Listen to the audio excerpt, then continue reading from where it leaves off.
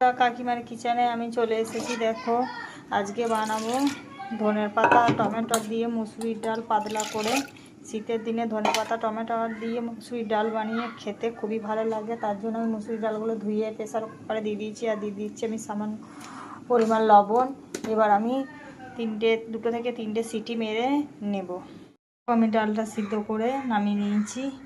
এবার আমি ফোড়নে দেব গোটা লঙ্কা আর 5 ফোড়ন। কড়াইয়ে তেল দিয়ে দিয়েছি, তেল গরম হয়ে গেছে, আমি দিয়ে দিলাম এগুলো।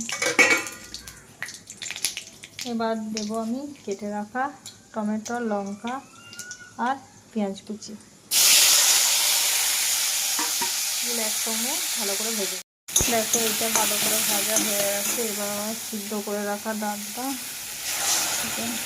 অ্যাড করে দিলাম, আর এবার দিয়ে দেব অল্প হলুদ।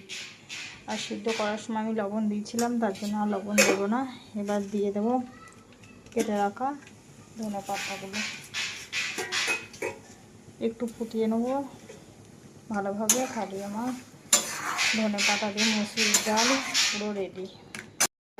দেখো বন্ধুরা, আমার পুরো মুসুরির ডাল রেডি। এবার নামিয়ে নেব। দেখো পাতলা মুসুরির ডাল পুরো রেডি।